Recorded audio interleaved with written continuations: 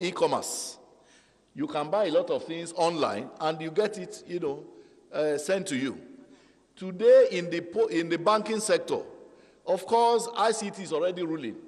Time was when if you had to go and take money in the bank, you go there with your check, you leave and line up. Today it is possible through ICT for anybody not to even go into the hall of a bank for a whole year and still use, banking facilities through your, ATM card.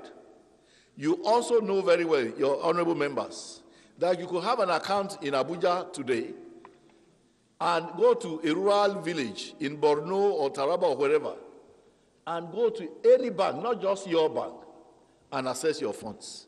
Again, this is the benefit of ICT. Before development of ICT, it was only your own bank from which you could, cash your money. And you could not go to another village. And during weekend, you are completely cut off from banking services. So if you see the transformation in our lives that ICT has done through the banking sector, you would understand the importance of ICT. And that same benefit through the banking sector can be replicated in every other facet of our lives and of our services and of our governance. Of course, the card reader is also there. I mean, it's everybody knows about it. Of course, it was also mentioned, that INEC now benefits from it. My distinguished majority leader talked about the situation in his own. Point of order. Point of order. The chief whip. Leave me where God put me. I leave you where you are. Well, I think we would, in all seriousness, try to talk to some of our telecoms operators to if it's to ministers, look with favor on our. And we should talk about the first three numbers. Well, it has been said by Honorable Ogo that maybe it is because those areas are not commercially viable. But all the same.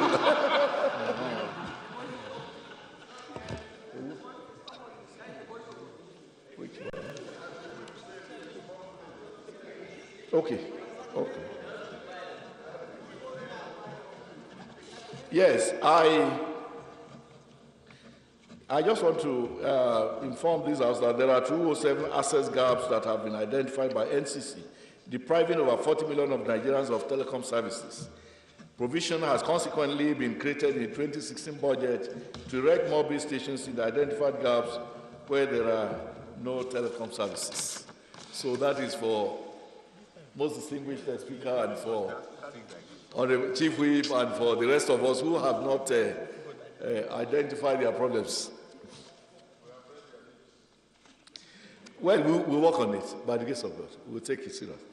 And Professor Dambata, NCCVC, I think you take special note of this, not only because you come from Kano State, but because we must take care of all Nigerians.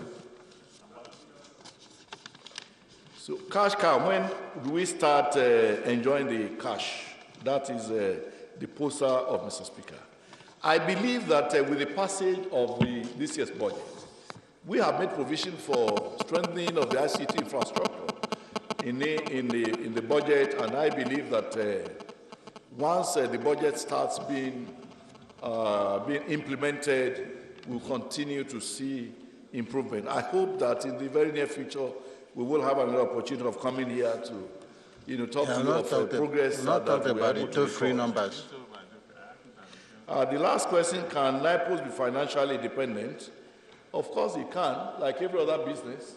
If we do the needful, we have started with getting the appropriate business-minded people who would drive the whole process. And for any business which is able to expand, certainly the likelihood is that it will be able to make more money. We will, through NIPOS, be able to create a lot of jobs, not just in the urban centers, but even in rural areas. Talk of the requirement, the personnel requirement for NIPOS Bank, for NIPOS Insurance, for NIPOS Transport, and so on and so forth. So I want to thank you all for this wonderful opportunity. Two free numbers. Beg your pardon. Well, INEC will answer that. You're welcome. Honorable Minister, thank you very much. I think you've done pretty well. But remember that as a former legislator, that lawmaking takes time. You spoke about certain bills. You may want to just get the Attorney General of the Federation, ensure that those bills are transmitted to the House so that we can commence work in earnest. We don't want you to use the excuse one day that because you didn't have the enabling legal framework as passed by the National Assembly, that is why you cannot deliver the cash cow. Because that, and I will implore that those who will be able to stay so that we take them, especially the one by the ad hoc committee on labor. We cannot allow it to wait. So we'll quickly take them. I don't think they're long reports. Well, this is where we'll round off today's live broadcast of the House of Representatives sectoral debate between the members and the Minister of Communication, Adebayo Shitu, where the minister told members emphatically that this sector will become a cash cow for the nation. But he said this will only come if some issues are corrected. For instance, like lack of patronage of the NICOM SAT-1. And then he said that the NIPOST needs to be strengthened to expand its functions. And as a matter of fact, if these things are put in place and some other things, that the sector will definitely create the needed diversification the nation's economy needed. Well, Representative Olusegun Odebomi is the Chairman House Committee on Information. Well, how will you describe the minister's presentation? Thank you very much. Today, I want to commend the Honorable Minister of Communication for a very brilliant presentation to the National Assembly. Today, we can have a starting point to monitoring the Ministry of Communication. And I want to urge the Honorable Minister. If the National Assembly amends some of the acts establishing NIPOST, so this now falls under your table. Thank you very much. That is not an issue because that is the major functions of the National Assembly, to repeat, to amend, and we are here 24 hours to make sure all the needful is done. Anytime the minister is ready, the only thing is they need to do is to meet with their the chairman of communication, Honorable Fijabi, to pass in the bill so that it can be laid for the first reading, and the second reading will go on debate before we need on board for the third reading. I believe National Assembly is ready to do the needful. We are ready to do our own part to make sure Nigeria benefits from it. Thank you for coming. Thank you very much. God bless you. Yeah, well, the House had earlier passed for third reading a bill for an act to amend the National Lottery Commission. That bill seeks to empower the Lottery Commission to ensure actualization of its full functions. Well, right now we'll hand you over to our studios for the continuation of the scheduled programs for the day. I am Ignatius Nkwo. Bye for now.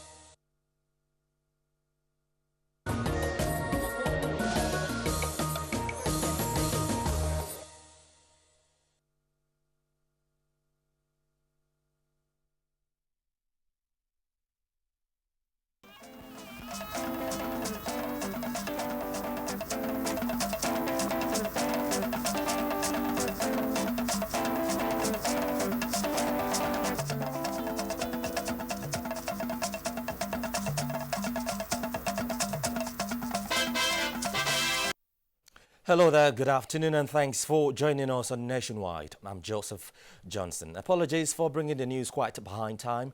It was due to the live broadcast of the House of Representatives sectoral debate on Nigerian economy. Thank you very much indeed for your understanding.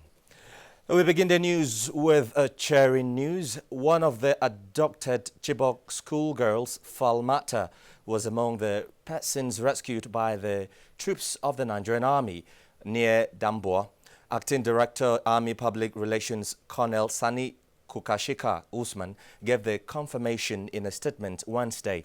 The rescued lady has a baby, and reports indicate that her Boko Haram husband has also been captured by the troops. Meanwhile, the Chibok community has made a passionate appeal to the federal government to reconstruct the abandoned government girls' secondary school Chibok, where over 200 female students were abducted by insurgents in 2014. This was at a press briefing by their elders and leaders in Maiduguri. Lami Ali reports. Chibok community is suffering the trauma of the abduction of their daughters who were writing their final year examination as the government girls secondary school Chibok. In sympathy with the community, the federal government awarded a 500 million naira contract for the reconstruction of the school.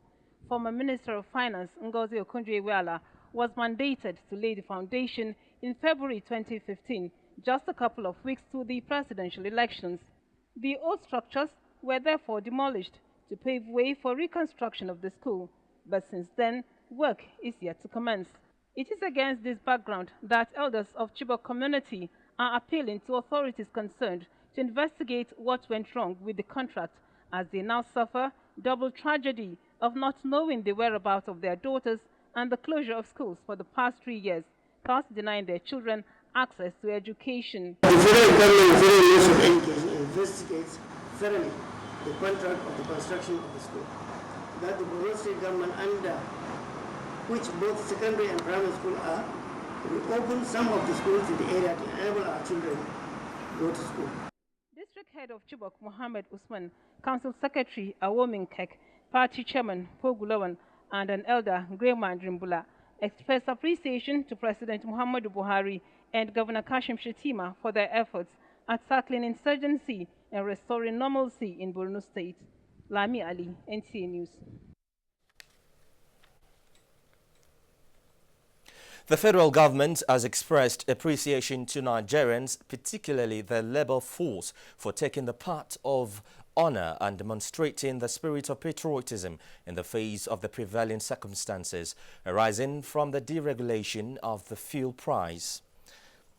Labour and Employment Minister Dr. Chris Ngige, who stated these while briefing newsmen after the Federal Executive Council meeting, says massively reporting to work is an indication of the understanding to the unavoidable action of government aimed at ensuring sustainable socio-economic development. State House correspondent Adamu Sambo is currently packaging that report and hopefully should come in the course of this bulletin. The federal government has directed all civil servants to report to duty in response to the pronouncement by the Trade Union Congress calling off the industrial action scheduled today. A circular issued to all permanent secretaries and heads of extra-ministerial departments by head of the Civil Service of the Federation, signed by the Permanent Secretary, Common Services Office, CSO, in the office of the head of the Civil Service of the Federation, Mr. SKY Adelakun, urged all civil servants to report punctually to work daily.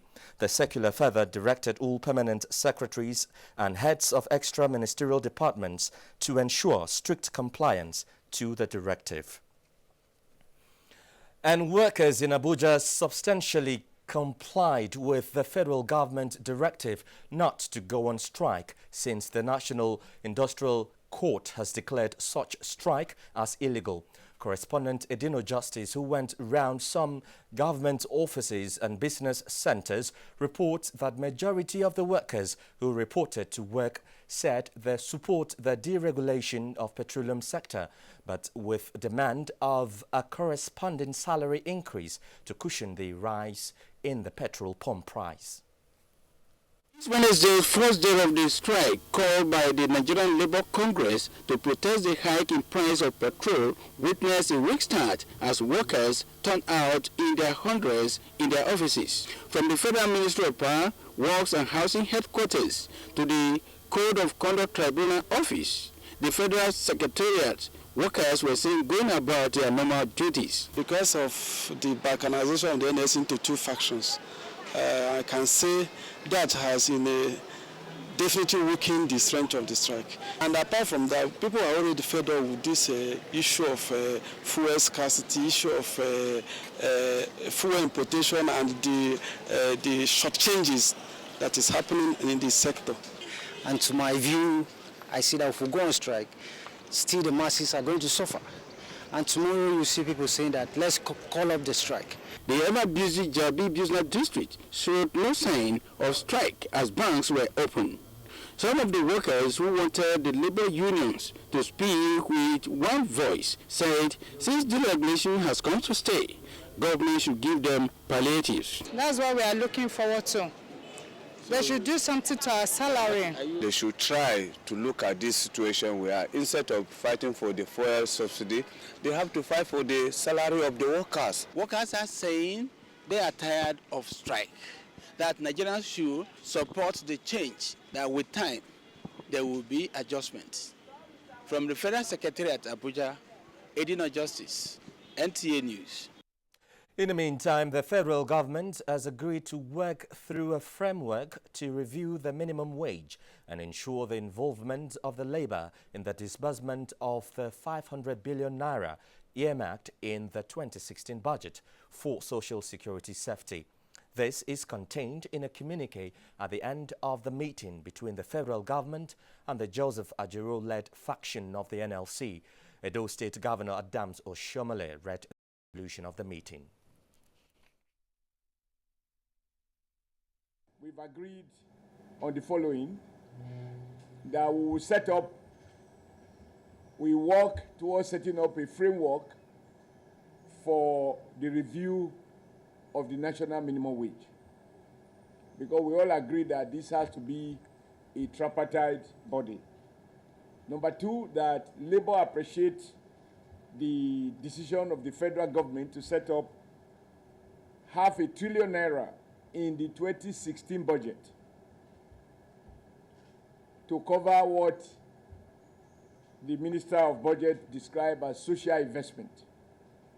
Now, with respect to the management of this social investment and the various components of the social investment, the two parties agree that Labour should be involved in this process and come up with suggestions. Now, to be able to deal with these and other matters, a committee comprising of representatives of organized labor and of the federal government, under the chairmanship of nominees of the federal government, would meet and within 2 weeks resolve these and other relevant issues, including the setting up of the Petroleum Product Pricing Regulatory Agency Board, which you all know what its statutory responsibilities are in relation to the issues under focus. We've agreed that both parties should work as quickly as possible, but in any event, not later than 2 weeks. And the report of this technical committee, joint committee, will be submitted to what you might call a committee of the whole to deliberate and make a final decision for presentation to the federal government. I think in a sense, this is what has been agreed. And of course, the comrades had earlier on their own, they had briefed you of the fact that they would rather await the outcome of these efforts and they will not be part of tomorrow's, they would rather await the outcome of this effort before any further action. They agreed to reconstitute the PPPRA board and review the 145 naira new pump price for petrol. A joint technical committee will be constituted to this effect. Also, the federal government says its doors are still open for further negotiation towards addressing the ongoing labor dispute in the interest of the country and its economy. Minister of Labour and Employment Chris Ngige was guest on NTS Current Affairs program Good Morning Nigeria. Saliu Abdullahi has the report.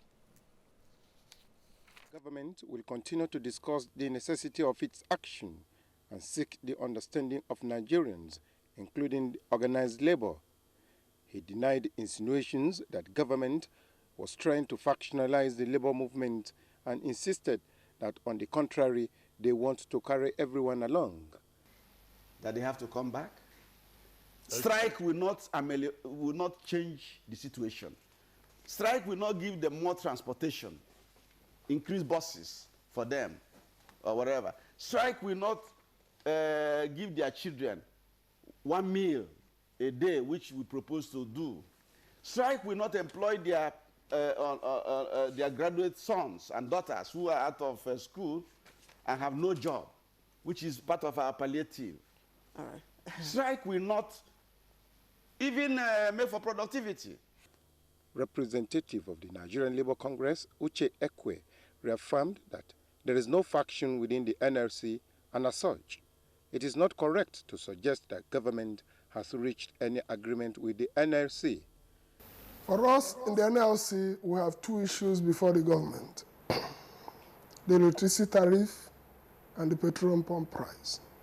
The agreement signed, we are not part of it. We are hearing it on air that there was an agreement signed. We sent a letter request for a minimum wage, which is a total different issue.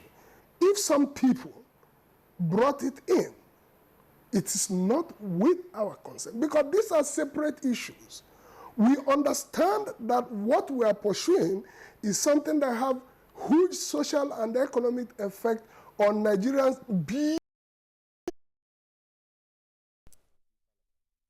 A bid for an act to establish the Commercial Agricultural Credit Scheme of 2016 was also considered at the public hearing. Both bills are seeking to put in place a dynamic and sustainable process of making funds available and accessible to commercial farmers, in line with the diversification policy of the Buhari administration. Senate President Bukola Saraki, represented by the Senate Chief Whip Shola Adeyeye, underscored adequate legislation as key to addressing various challenges in the sector. Supporting the interment of the bills, the Federal Ministry of Agriculture and Rural Development requested effective review of the provisions of the bills to facilitate their implementation. A major concern of the Federal Ministry of Agriculture, as I said at this junction, is that the bill to emerge at the end of the ongoing legislative process must properly deliver the scheme and stand the test of time. Other participants pointed out the exclusive powers given to the Debt Management Office to raise bonds. They also called for a review on the involvement of the state government, Central Bank of Nigeria, commercial and development banks in the management and monitoring of the funds, and the chances of a one-digit interest rate of not more than 5% as provided in the bills. In this proposed amendment, we should also look at some of the incentives that we need to extend to the banks to encourage them then to aggregate. The objective should be to develop framework that will foster closer relationship between suppliers of farm inputs and equipment, the farmers, and the participating banks. Once there is an enabling law to target this difficulty, more commercial farmers will be encouraged to venture into farming, as interest rates will be minimal and the hindrances which hitherto pose difficulties in accessing credit have been eliminated by these bills or reduced to the barest minimum. We will do all we can to ensure that we remove the bottlenecks for the farmers to access loans. Stakeholders at this public hearing are majorly concerned on how both bills will ensure that the 500 billion naira revolving agric loan gets to the real farmers, to avoid a situation whereby the funds will be diverted and the objective of the scheme will be defeated. From the National Assembly, Kenneth Nanim, NTA News. Minister of Communications Adebayo Shitu has stressed the need for ICT to be the main pillar of the Nigerian economy in view of its relevance in the transformation agenda for Nigeria in the areas of job creation, economic growth and transparency of governance. He made these known at the sectoral debate on Nigerian economy organized by the House of Representatives. The minister expressed optimism that his ministry remains committed to the proposed digitization of the broadcast industry in the country. Through our legislations and through our procedures and licensing and all of that, telecommunication companies play the role that they are supposed to play. By the grace of God today, telecoms engages more people than petroleum, even if petroleum has been the mainstay of our economy. That means if the right incentives and the right encouragement are given for telecoms and for other ICT, sectors, the capacity to provide more jobs are limitless. Governor Ambode tackles maternal mortality in Lagos. These and more as we join Vera in Lagos Network Center. Hello, Vera. Thank you, Joseph. Good evening and welcome to Lagos. To boost the fight against corruption by the federal government, some community-based groups have resolved to take the bull by the horn by engaging their local governments in constructive dialogue. This is to ensure that transparency, accountability, and good governance become the basis of governance. While Yusuf Jibo was at a seminar and now reports. Poor governance, unaccountability, and lack of transparency were highlighted by speakers at the seminar as major causes of poverty and poor development at the local level. The relevance of today's program is for the participants not to close their eyes to the workings of the local government, and then also to be able to speak out, express themselves on issues bothering them in the local government. To achieve success in the anti-corruption crusade, a non-governmental organization, Human Development Initiative, has opted to serve as a watchdog to monitor and demand good governance with the assistance of the media. In short, there's no link road to a so-called community, a very large community, an Araromi community as such. So then they reached out to local governments, no response. They constructed road with millions of naira themselves. Ensuring accountability and transparency is about people also demanding for information. And when you get the information, you can then make informed decisions. Some civil groups also called for an end to impunity. They advocated reorientation of attitude, perception, and values as a way towards effective governance and sustainable development. In Lagos, Awol Yusuf Jibo, NTA News. Evolving a paradigm shift from oil to other sectors of the economy, particularly the tourism sector, has been identified as the best alternative to boosting the nation's economy. This was the views of speakers at the first Tourism and Hospitality Forum organized by the Institute of Directors of Nigeria in Lagos. Some countries of the world rely on tourism for revenue generation. Tourism development is increasingly viewed as an important tool in promoting economic growth, creation of jobs, eradication of poverty, as well as contribute to national development. This Tourism and Hospitality Forum, therefore, aims at creating awareness and drawing the attention of Nigerians to the untapped tourism potential of the country. His Imperial Majesty Ooni of Ife, Oba Adeyeye Enitan Babatunde Ogunwusi, who spoke on the role of culture, said Nigeria has all it takes to harness the benefits inherent in the tourism sector. He disclosed that African artifacts collected by the Western world have been adjudged the best. If you go to Brazil now, our culture is very popular there. If you go to Colombia, if you go to Ecuador, if you go to almost everywhere in South America. So we should portray the things that actually bring us together. Director General Nigerian Tourism Development Corporation also spoke on the role of government in transforming tourism in the country. Labor intensive in which sectors? Tourism comes as number one, followed by agriculture and manufacturing. So we need to veer our economy in this direction. The most important is to identify what makes Nigeria different. And if that is your cultures and that is your different fauna. And we believe we should focus on those areas that will add value to Nigeria at this point in time. Tourism should be specially focused and packaged for greater management and better management in this country. The theme of the forum is how Nigeria can benefit from growth in the tourism and hospitality industry. In Lagos, Jane Ujuku, NTA News.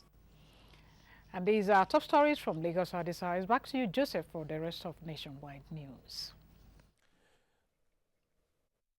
Vera from our Lagos Network Center there. The 2016 budget of 6.6 trillion naira has been described as realistic and achievable, especially through infrastructural growth to achieve national development. Talatu Ezerike reports that these assertions were made by experts while on NTA's Current Affairs program, Tuesday Live. The 2016 budget of 6.6 trillion naira is against last year's 5.9 trillion naira. These analysts say comes on the heels of economic downturn, rising unemployment, corruption and insecurity. The budget, they noted, is designed to alleviate poverty, for which 500 billion naira has been earmarked. Block leakages stimulate economic growth, especially through the development of critical infrastructure, embracing the private sector and creating jobs. The funds that are provided in the area of agriculture, is certainly going to improve the welfare of the people in the rural areas. There is going to be improvement in the commerce of this country. We want to take 500,000, unemployed graduates, and use them to teach as a means of creating jobs. So within the budget, there are very many measures aimed at creating jobs. But fundamentally, you have to grow this economy. The economy was moving in the wrong direction. Without growth, it's very difficult to create jobs. For all the speakers, the need for government to stay away from collecting loans and develop more revenue sources for wealth creation. I want people to be appropriately taxed. I want more IGR to be raised rather than our thinking of going outside to borrow or borrowing heavily. Why do we not emphasize in the immediate term a reform of these infrastructure sectors? So if you could liberalize infrastructure sectors the way you have liberalized telecoms, it's going to reduce the costs that is faced by every company in every sector. It's going to reduce the costs that is faced by every household. They have by raising their real incomes. There are strong convictions that the 2016 budget, which runs through early part of next year, would transform the country, especially with a high level of compliance and execution, occasioned by the present level of transparency in governance. Talatu Ezerike, NTA News.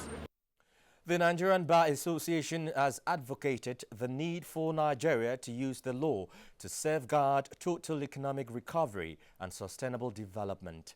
The president of the association, Augustine Alege, met the advocacy while speaking with newsmen in Abuja on the state of the nation. Dele Atunbi reports. Of law that aid economic development. The president of the Nigerian Bar Association, Augustine Alege, said the bar is showing enormous interest in the economic advancement of the country. He said to fight corruption in the country, the rule of law must be followed. For the economic advancement of the nation, Alege said the law should be certain to attract investors. He suggested total adherence to the law as the tool for sustainable development. All economic development is driven by law. Any way you look at it, in any country, today, it says Rwanda is the fastest growing country in Africa. Why? Laws. There are many laws. But here, the challenge we are having is the certainty of law. The multinational have made provision for the money, but we now have an unwillingness to enforce our law. To this end, Alege said the association's annual general conference, built for August in Port Harcourt, will address all issues relating to the economic development of the nation. The theme of the conference is democracy and economic development. In Abuja, Dele Atumbi, NTA News. Situation reports from Benin on proposed workers' strike as manufacturer of fake malaria drugs sentenced in Asaba. Agatha is ready with details of these stories from that axis. Agatha. Thank you, Joseph. Good evening and many thanks for joining us in Benin. The planned nationwide indefinite strike called by the Nigerian Labour Congress NLC is partially observed in Benin, Edo State. Philomena Gbogbo, who monitored the situation, now reports. In collaboration with the federal government, It is intended to give small business owners an avenue to contribute to economic growth and development, create jobs, and put food on the table. Government is managing the funds with microfinance banks in all the local areas. Commenced the distribution of a... We're very sorry about that. Benin Network Center seems to be experiencing some technical difficulties. Well, NLC strike suffers setback in Kaduna State. Details when we come back. Stay with us. If you hear a bomb explosion or gunshots of an active shooter, that might be a terror attack. At such times, always remember 3 action words: run, hide, report. Don't try to run towards the terror scene to save the situation, because there might be a second bomb blast or another attack. Run far away and take cover. Make sure you are safe first.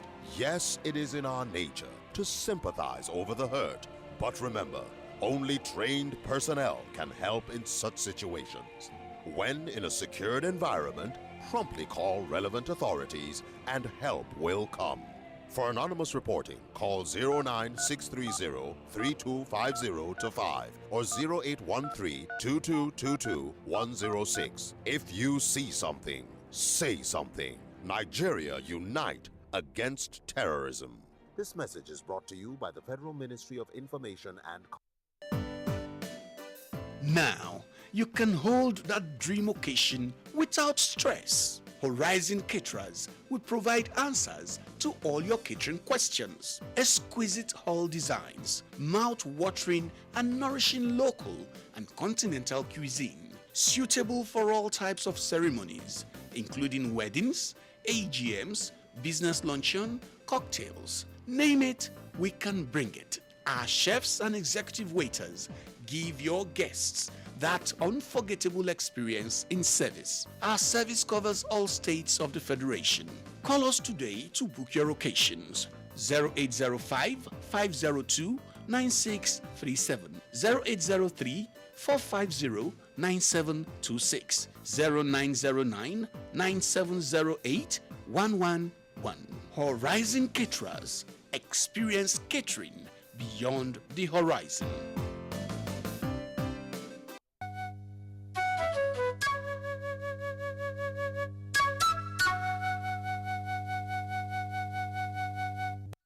We are here to serve, and indeed, Nigerians will get the service they have longed for and which they rightly deserve. The leader today that we have in Nigeria is one the world has been waiting for. Nigeria is seen in a new and a different, very positive light. With what President Muhammadu Buhari is doing, our economy will be strong and resilient to withstand the shocks. He wants the best for this nation. We want the best for this nation. Our aspirations should be to put this country first, and together we shall make progress. If we don't believe in our own country, nobody will believe in our own country. So we must make sure that we continue with the trajectory. We don't want to make a mistake of the past. This president has a singular opportunity to make that difference because the whole country is behind him. And by the grace of Almighty God and the sheer will and determination of the Nigerian people, we will come out stronger and more united than ever.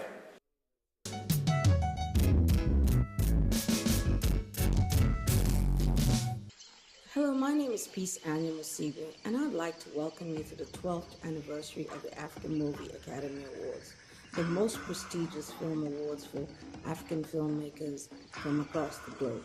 Would love to welcome you to Pawtucket, River State for this year's edition on the 11th of June. There's no other place to be but Pawtucket, River State on the 11th of June. Come and join us for the 12th edition of the African Movie Academy Awards.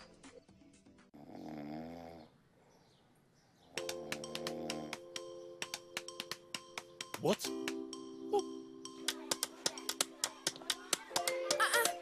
What are you doing? Stop! Stop! There you go.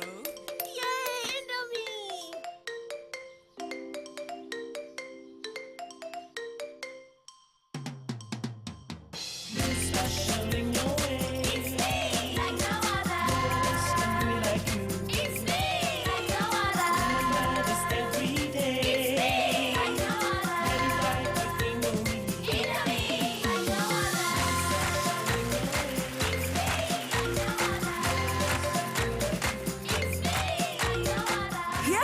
amazing moms who identify and nurture the uniqueness in our kids. To all the unique children of the world, happy Children's Day from Indomie. Indomie noodles, tasty nutrition, good for you. In today's world, television is still the most. Our country, Nigeria, are blessed, oh. Are you see what I'm saying? Support Nigerian police force in their civil war against terror, kidnapping and cultism. Report any bad move around you. See and does not talk, I kill old age. And to hear and does not behavior, I kill small picking. All of us have the duty of building Nigeria free of crime. That's our dream. This message is from the Nigeria Police Force. Hello and welcome back. If you've just joined us, this is Nationwide, reaching you live on the network service of the NTA. NLC strike suffers setback in Kaduna as normal activities continue in the state. As Katsina government sets to transform its agricultural sector, Suleiman in Kaduna has details. Suleiman, let's hear from you. Thank you very much, Joseph, and welcome to Kaduna Network Center. Workers in Kaduna have shunned the directive of factional Nigeria Labour Congress to remain at home in protest against the fuel price hike recently announced by the federal government. Garba Muhammad Nata'ala completes this situation report. At the state and federal secretariats, workers are going about their normal duties. Financial institutions, schools, markets, and motor parks, as well as other private business establishments in the state, have continued their normal activities. Some workers who reported for work have this to say. As usual, we are doing what we are supposed to do as workers, as civil servants. We are in our offices. We are doing our normal jobs as enshrined in our ethics of the job. The civil service in Kaduna State are on work. I'm not sure there's anything like strike. Traders in the markets are going about their normal businesses. You never eat belly food, you can't go strike like that. Because if you go strike like that, nothing there for our house. No food, no money. We can't go to strike just like that. You know, the situation, if you look at the situation of Nigeria now, everything is very tight, there's no money. If you look around now, as you can see, there's nobody out front. Meanwhile, filling stations are dispensing fuel to motorists without queues. In Kaduna, Garba Muhammad Nata'ala, NTA News. Determined to transform the agricultural sector from subsistence to large-scale farming, the Katsina state government said it has injected more than 11% of its 2016 budget into the sector. The state governor, Aminu Bello Masari, said this in Kaduna. Apologies, that's the much we can take from our Kaduna Network Center. And from there, we join our Port Harcourt Center for... Okay, let's take a story just before we join our Port Harcourt Network Center.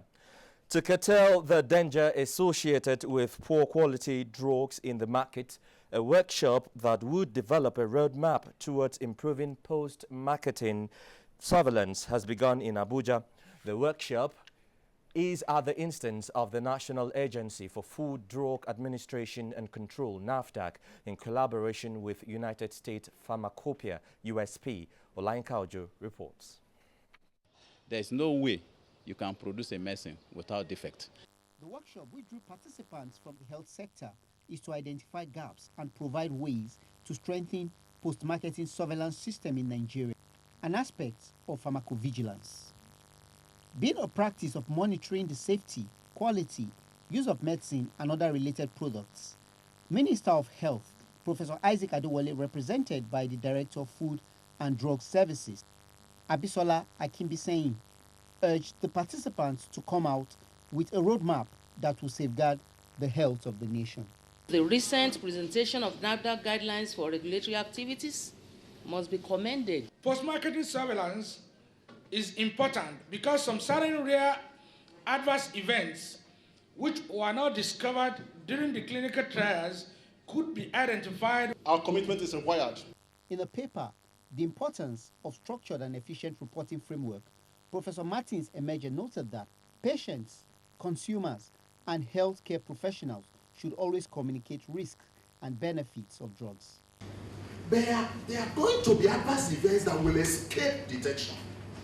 So during post-marketing use, you are going to have these adverse events. You should be able to detect them early. Participants at the workshop were urged to de-emphasize mandates and emphasize competence, as well as develop actions that can minimize risk. In Abuja, Olainka Ojo, NTA News. The past and present administration has been highly commended for its unrelenting support towards ensuring the reforms, restructuring and rehabilitation of prisons across the country. Outgone Controller General of Prisons, Peter Ekwendu, gave the commendation at his pulling out parade in Abuja. Olajide Bello was there and now reports. The event was signaled by the official pulling out parade of the former Controller General of Prisons, Peter Ekwendu, followed by the inspection of Guard of Honor by the Minister of Interior, Lieutenant General Abdurrahman Dambazau, who later commissioned a block of 6 classrooms donated by the wife of the outgoing Controller General. Every opportunity we have to contribute to education adds value to the society. Commending officers and men of the Nigerian Prison Service for their commitment, doggedness and dedication in the discharge of their duties during his tenure, Peter Ekwendu urged them to extend the zeal to the incoming Controller General. We must remain consistent in upholding integrity, demonstrating examples that are humane and compassionate in carrying out the onerous task of managing those under our custody. Peter Ezenwa Ekwendu was Controller General of Prisons from 5th December 2014 to 17th May 2016. In Abuja, Olajide Bello, NTA News.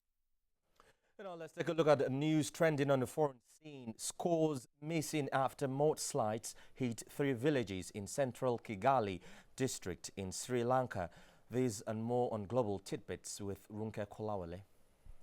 The Democratic Republic of Congo, a former Vice President, Jean-Pierre Bemba, may face a minimum of 25 years in prison if the call for such by prosecutors at the International Criminal Court succeeds. 53-year-old Bemba was convicted in March for allowing his rebels to kill and rape people in the Central African Republic in 2002 and 2003. Still in Africa, Ugandan opposition leader Kizza Besigye has appeared in a court in Kampala, the country's capital, for a treason charge amidst tight security. The case was adjourned to the 1st of June.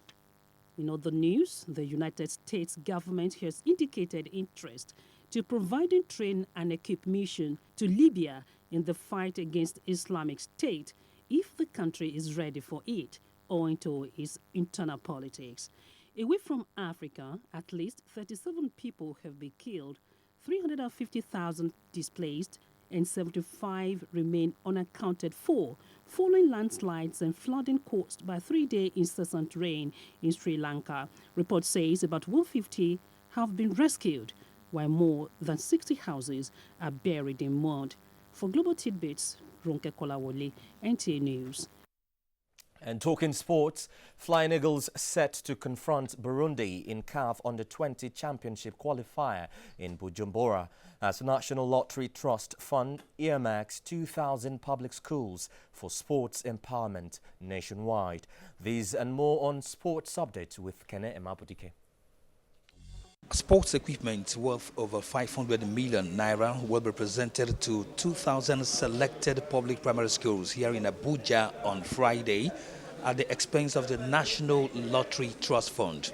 The organization, which held a media parley in Abuja midweek, revealed that the Vice President of Nigeria, Yemi Oshibajo, will be on hand to officially unveil, commission and present those as sport equipment to the schools. The equipment are mainly for 9 sports, including athletics, table tennis, volleyball, basketball, football, handball, badminton, judo, and taekwondo. We'll make sure 100% that this material reach the school, and even after reaching the school, our staff that are in the zones from time to time will continue to monitor within the schools to see how they are utilizing the equipment.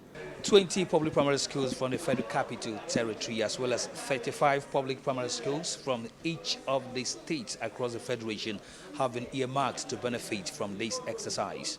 Defending African Under-20 champions, Nigeria's Flying Eagles intensified their quest for qualification for the 2017 CAF Under-20 Championship when they take on Burundi in the second round first leg qualifier in Bujumbura. A team of 18 players, including captain Kelechi Nwakali and forward Victor Osimhen, which left Abuja Wednesday with coach Emmanuel Amuneke, have set their sights on victory when action kickstarts at the Prince Louis Stadium in Bujumbura Saturday at 1 p.m.